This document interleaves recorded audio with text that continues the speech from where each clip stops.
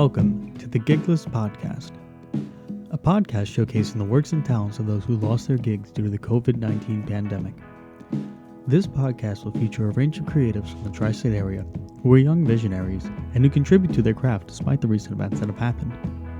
Join us today as our host Remi Leibovic speaks with Lexi Vito, a classically trained pianist, educator, and active musician. As a classically trained musician, Lexi lends her musical abilities to various projects, such as accompanying opera singers, live streaming shows, singing covers, as well as performing for weddings and events.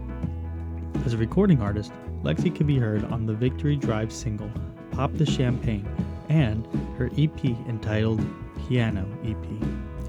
You can learn more about her and her other projects in the show notes of this episode. Enjoy.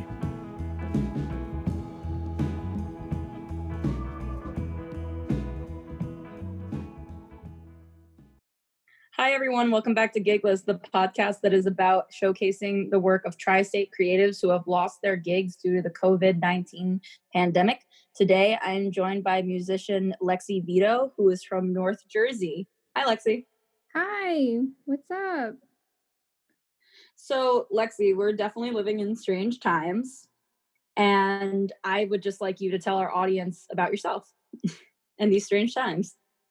Yeah, this is a crazy time. I'm a musician from New Jersey. I'm 22 years old. I'm a pianist and singer. I'm a new singer, but I grew up playing piano. I started lessons when I was 6 years old. I studied piano performance. I'm classically trained. I studied at Westminster Choir College, and I played for the Victory Drive, and I've toured across America. Now I'm studying classical piano, trying to get my master's. So I'm doing that now. All my classes are switched to online classes. I'm still trying to adjust. And yeah, I teach. I make my living off of my music. Before all of this, I was juggling like 5 different jobs. It was definitely my best I was ever doing. Now that's like cut to maybe 15% of that. I've just been teaching some students. A lot of them have dropped out because they can't afford it. And I was accompanying an opera singer, and that was a really cool experience before all of this. Now that I can't do that anymore. I was also teaching at a preschool. Can't do that anymore. That was really fun. What else? You're doing so much. I was really doing a lot, and gigs on top of that. I really haven't had a break. I wrote in my journal, a few weeks ago, I just need one day off. But I didn't mean for it to be like this. I did not wish this. Yeah, I've definitely been journaling as a means of coping with this whole thing, but I want to spice up my journal so I don't just say what I did during the day. I say my thoughts and what's going on and stuff, but to document it, but definitely not, I'm not as consistent. Right. Me too. I recently just started journaling because I was having a hard time expressing myself through words, and I really want to start writing lyrics. I've never really written much with lyrics, so I figured journaling would be my best bet. And it actually has helped me so much. Just documenting what happens to me. Right. And so can you tell people that are listening that don't know what an accompaniment is with the opera singer? What was that like? Oh, of course. Just to be an accompanist means to support someone who is a lead person, like a singer would need an accompanist.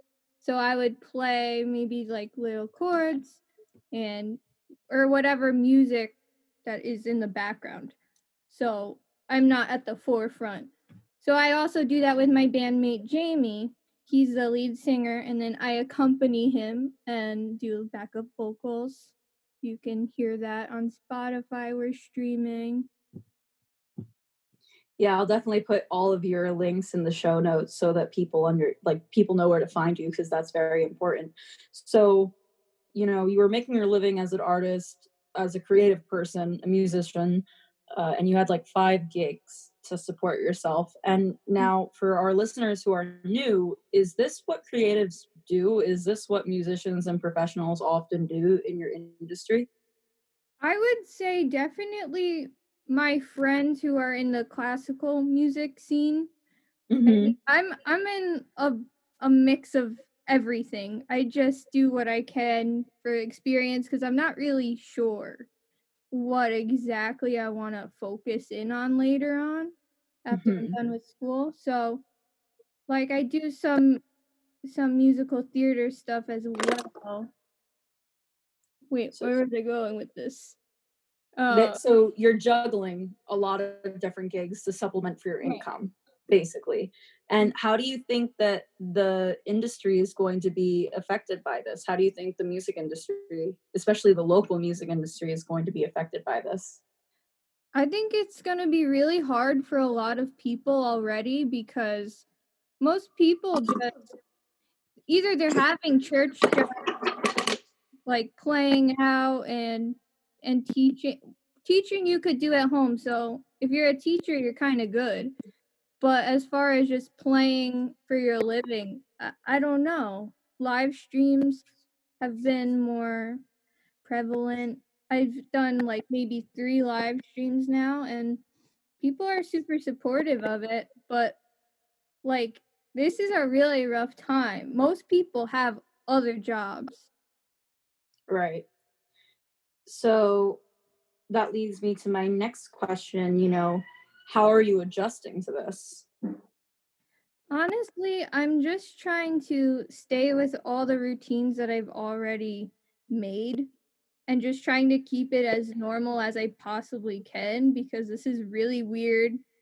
Everyone in my house is just here all the time, and like I play piano, I'm super loud. I don't know how I'm affecting them. My sister is teaching. We have like a pretty small house, so it's kind of crazy. Oh, absolutely. I don't doubt that.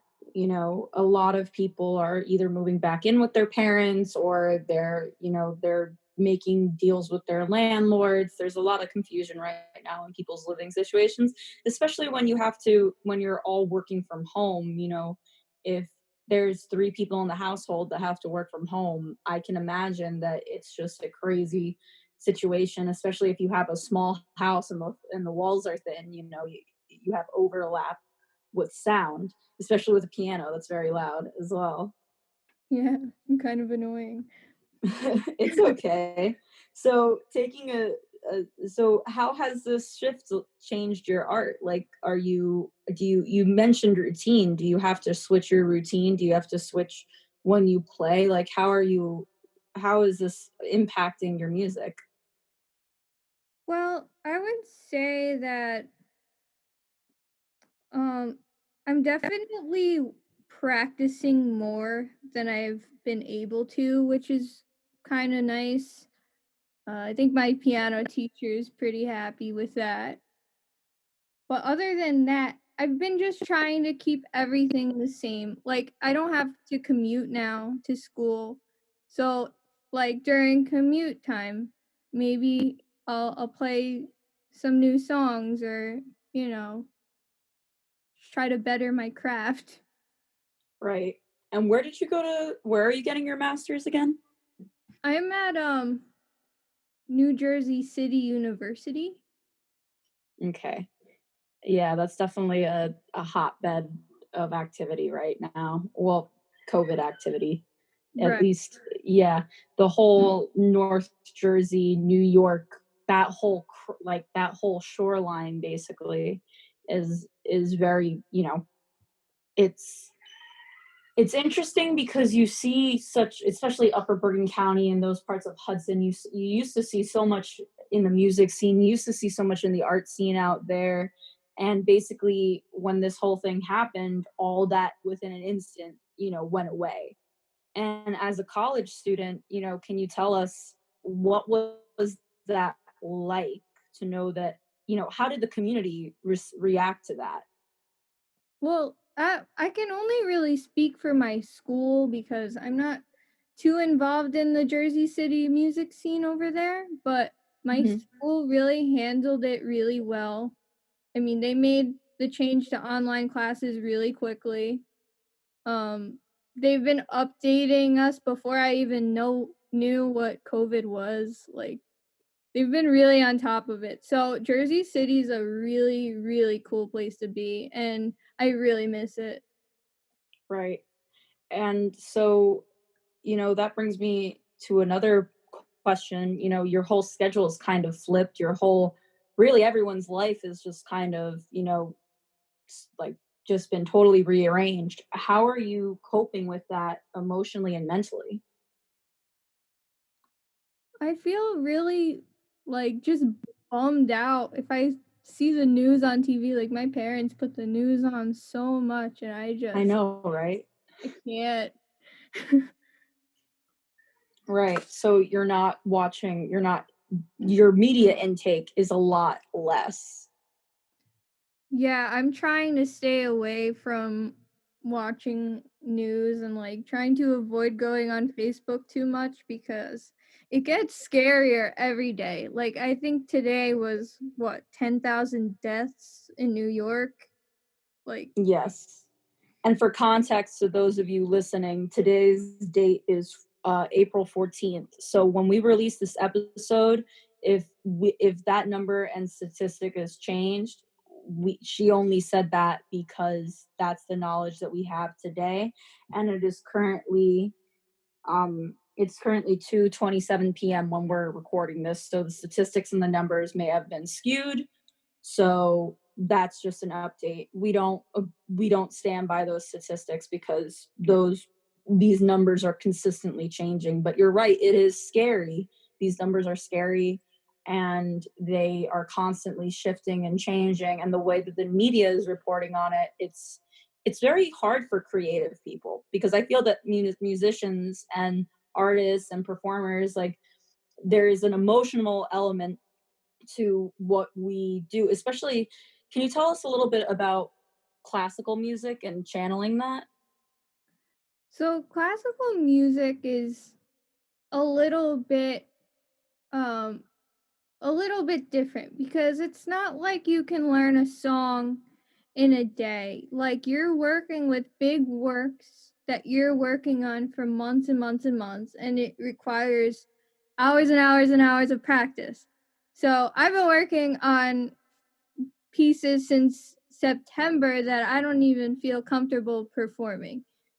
So this is probably being quarantined is probably great for classical musicians, but on the other hand, I also do pop music, and I can see that after a while, like people are going to be writing so many songs, and it's all going to be about being home and like missing people, and I feel like that's just going to be a dead end. Like we're gonna be sick of hearing these kind of songs after a while because we're living through it, and that's what we're experiencing. So classical music is a little bit like it's kind of best case scenario for this situation. Right. And it's a lot of emotion that goes into a lot of the classical music, correct? Right. You can be very creative with it because I play piano, so the music I'm working on has no words. So it's really up to my interpretation of what I want to think about when I play. And just thinking like in September when I started learning these pieces, I was not in quarantine. I was out living my life, like experiencing new things. Now, like the pieces that I'm playing mean totally different things. Can you give me an example of a piece and how it's changed for you? Sure. Um So when I started school in September, I was in a pretty low place, actually. And like I started working on this piece that I found really happy. I thought it would like really bring me joy throughout my time. at grad school. And it's very cheery. It's by Haydn. I don't know if you know that composer Haydn. And it's really, really cute. And now when I play it, I think about the summertime and when I was really kind of like bummed out and I experienced all this new stuff and now I'm like kind of bummed out again. And it's been better for me to play it because it is really happy. It is a little bit like a spark of joy. So what's the name of the piece if the composer is Haydn? It's a Haydn sonata and it's in A flat major. Okay. Very generic like name. Haydn. Yeah. I mean, to our musicians that are listening to that, I would hope that they would know that. Right. But, so like composers, they'll write sonatas and they have numbers. And so you say like the sonata, this number, and it's in this key. Like that's how yeah. What are you doing in response to all these? So you're going back to that piece that brings you or is supposed to be bringing you joy. Are you doing anything else, like any work? Any work? I've been really just trying to get through this new way of life. Like I'm still learning how to like manage online teaching. It's so different. And then online classes are another story because your teachers are giving you a million assignments. Why? Why are they giving so many assignments during this time? I really wish I could answer that. I don't know.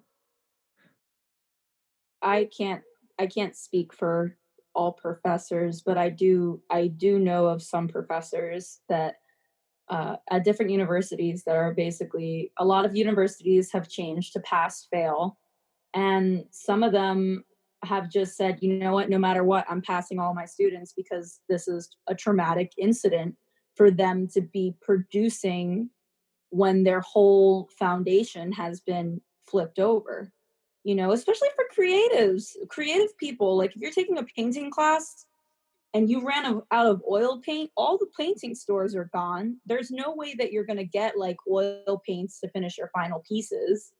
That's so great. What about all like the sculpture artists and people who need studios? What about, I don't know, anybody who installs things like? Yeah, so I can say I had my minor was actually in sculpture. And I can tell you right now, I'm just painting terracotta pots. I'm thinking about doing like a whole project based around terracotta pots and, you know, because that's what I can get at the store and they're like $1, you know, at my local store.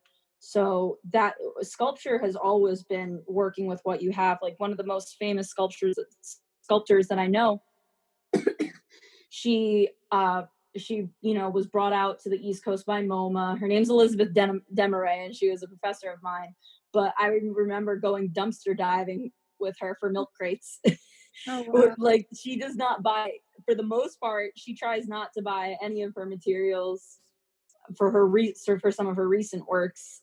And you know, a lot of sculptors just go like dumpster diving for the most part.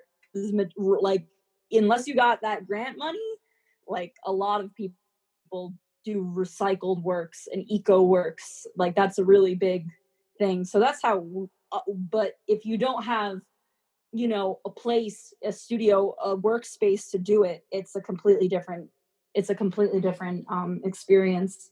But and I can only imagine how you're working on, you said that you said that you are working in a home studio, right? Well, I have a room in my house that has my piano. So I guess it feels more like my studio. And then well, thankfully I had some time to clean out this one storage space that we cleaned it out. So I put my keyboard in here. So I made it like a little makeshift studio. It's been really helpful because both me and my sister are teachers. So we've been using this room. I'm in this room now. Right. And so has that helped you? Do you feel like you're working with limited resources? I don't feel like I have limited resources because I do have my laptop, thankfully. My other one broke. So, but now I got a new one. So that was good. If I didn't get it, oh, I'd be so screwed. You don't even know. So, Yes, everything Gigless is produced by two people, as you know, and Dane does all of the audio editing, and I do all of the media uploading, and I make all the graphics for us. And I've been working off an iPad Pro mhm. because my computer at this point, it's like all of Adobe software has updated. So yeah, I totally understand um, working with limited resources and having and thank God that you have the technology, Yeah, to uphold that. A lot of people are, out of luck when it comes right. to that. And do you know? And this is just a deeper question. How are other musicians that you're friends with? How are they being affected by this? Like speaking about being limited, talking about limited materials wise. I would say that t- I could see a bunch of people really being affected. Maybe more like singers being affected by this because a lot of them don't have have instruments and recording equipment, like especially classical singers. They don't really like production is not of concern in that field really. So they can't go to the studio to record. They can't be performing like operas and stuff like that. I could see that being a real issue. Right. And how, so, you know, on a lighter note, what's inspiring you now to keep going with your music?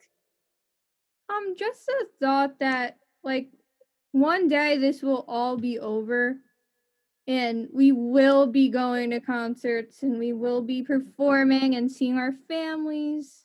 Like weddings will be a thing. I have some wedding dates that I have to play at already. I mean, it's too soon to tell if they will happen when they are scheduled to happen, but it's like a light at the end of the tunnel. Right. And that's great that you have hope and that you have future gigs booked. I'm definitely right there with you that I hope that we're able to see it through. I know that we will make it through this all together. I just believe that, I'm happy that there's people still calling you up and being like, well, you're still playing at my wedding in the future. That's Yeah, excellent. thank God. I mean, so many concerts have gotten canceled. I have tickets to go see Justin Bieber in September. It's postponed. Oh God. Yeah, I would definitely, yeah, there was a bunch of concerts that I wanted to buy tickets for, and I'm kind of happy that I didn't because I was lazy with it. I was like, oh, I'm not gonna buy them. I'm not gonna buy them. I'll buy them like later. I kept postponing it, and then guess what? Everyone's postponed now. So, I was feeling um, really bad. There was a Doja Cat tour coming, and yep, I I was was like, supposed to go for that. I wanted to buy tickets to that, and I was like, you know what? I'm not gonna buy tickets. Like, I guess I just had a intuitive feeling about it. I don't know. Yeah. I was supposed to go see Cupcake and Doja Cat and all those other people. I have a very eclectic music taste, so I listen to like everything. Um, to my dad that's listening right now, don't listen to either of those artists. um, but I want to say, like, where do you see yourself in the near future? Like, what do you see yourself going towards as an artist, as a musician? Definitely to record more music. Definitely more pop music. Do more stuff with the Victory Drive, tour, all that stuff. Right. And, you know, are you going to have a different way of exploring now? Are you going to take more advantage of studio hours? does your school, because I know that you're in your master's program, are you going to take every opportunity that you get, like grab everything because you had nothing for so long? I think definitely as much as I can do, I will do, and I will go to every restaurant and eat their food, and I just want to support all of the small businesses that I haven't been able to. And Yeah, I have a nail shop that I'm going to hit up as soon as this whole thing is done. I know I've been like dying. I want a gel manicure so bad. Oh my goodness. Can you have a manicure as a pianist, and especially when you play guitar? I can't get acrylics because then I can't have long nails. So Right. if it's gel, it's just over my regular nail, and that's the best because it doesn't chip even when I'm playing piano. Okay. Just for context, because there's a lot of male listeners, just so they know the Yeah, difference. it's Right. like a radioactive, like, I don't know, UV ray thing. Yeah. It's like what you use to go into the tanning salon bed, but for your hands and nails? I Right. don't know. You definitely should be wearing sunblock when you put your hands on those things. Yeah, I But definitely should. yeah, no, I had to take my nails off myself. I had acrylics on. I had to take them off myself, and that was like 3 hours. I mean, I was watching all these Drag Race episodes, so I was good. But Hurt. it, what, it didn't hurt because I soaked them with the acetone. And to get back to our, but these are just little things that we used to take for granted so much, and I think that now, like, all these small businesses, all these services, like, I think that a lot of people, like, the one way that you can support small businesses is buying gift cards and saving them for later. And it helps them, it gives them the money to keep afloat. And like, one of my favorite hair salons in Philadelphia, I bought like a pin from them because they're using that. They're asking for all those types of donations and those types of things. What do you think? Do you think that musicians could have that? Like, oh, buy my, you know, merch or EP or something in this time? I think Do you that think that musicians? didn't Bandcamp do something recently where all the anybody who sold music that day got 100% of the profits. I did buy some music on there. I have been trying to buy people's merch. I think I'm gonna hold off like a little bit before that because of the germs. Like I'm a little bit scared, Right. but I'm planning to buy so much merch. Yes, because merch is the only way that musicians really get 100% of the profits when they tour, right? Yeah.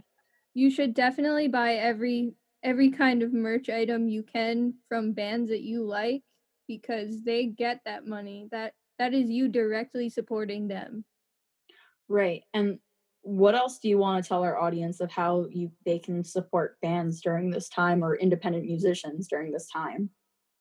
Definitely show up to live streams, tip a little bit if you can. If you can't, just share everything. Like go give them a like, go give them a share, post them in your story, you know. That's the best Right. way. Exposure. You don't know. You might share your a post of somebody's, and like someone seeing that might go and buy their T-shirt. You know. Absolutely. And, we're getting to the end of our show here. We're getting to the time cap. Do you have any final thoughts? Um, support your local businesses. Please stay safe. Stay in your house. And Thank don't you go so out. much for having me on this show. This was really fun. Absolutely, because the mission of Gigless is to showcase all these people who lost essentially their showcases. I think that it's very important for us as communities to come together. And and one of my last questions to you is, because I have a few left. One of my last questions is, as a member in this North Jersey music community, have you seen the community coming together? Have I you think seen so. genres mixing? I would say, yeah, a lot of collaborations I've seen. It's really awesome. I think it is bringing the world together as artists. you know. Right. Especially, what are some ways that you've seen? Well, just on TV, I could give you an example right off the top of my head. Like, I know Lady Gaga's doing a lot, like, We curating this stan. concert. That's that's a really great one that I've seen. People are just playing music in their houses and, putting them on, like, all together, like a Zoom, but I don't know, acapella. You know that app acapella? People have been doing Yes. those. I mean, I've gotten so many messages recently saying like, "Oh, do you want to collaborate?" I've never gotten that before. All Really? So more people are reaching out to you. right, and I think it's just because more people have more time and they want to create. Right. So what's the most interesting thing you've been asked to collaborate with so far? I think a SoundCloud rapper asked me to do something. He hasn't followed up, but like I'm interested. To do, like do some piano, then do some I beats, like think some old school. I think some vocals on that. Oh, vocals, not piano. I think there's why Yeah. not both? Can you do both? Can you sing and play piano at the same time? Yes, and I do. I'm doing live streams on Saturdays, so if you're around on Saturday nights, I usually do it at like 9 o'clock. I'll play a bunch of covers and, sing. Do you take requests? I do. Just let me know. Excellent. I don't Oh know my too many goodness. songs, so like to sing them. Like I can play songs, but singing them is a little bit different. Right. So that's so great that people are reaching out to you to collaborate and that there's actually been a resurgence of collaboration and community, and also that people are just wanting to, cross interdisciplinary, like different genres, different backgrounds, different people doing musical things, just wanting to be like, oh, hey, let's get together and collaborate. That's excellent. I'm so excited for you, and I'm excited to see what projects come out of that. Thank you. And Yeah. my last question, and this one's going to be a little bit more introspective, and I think it's the first person I've asked this to on Gigless.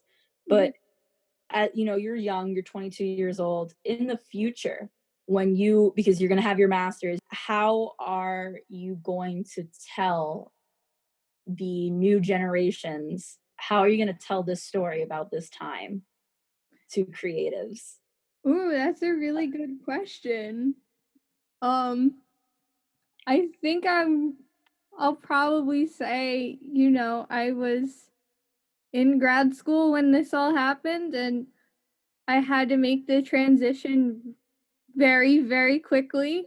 And I was working as a student and I had to transition with my job very, very quickly. And we made it happen. And how are you what would be your advice? So when everything is, new and improved, what would be your advice to the youngins of that year in the future?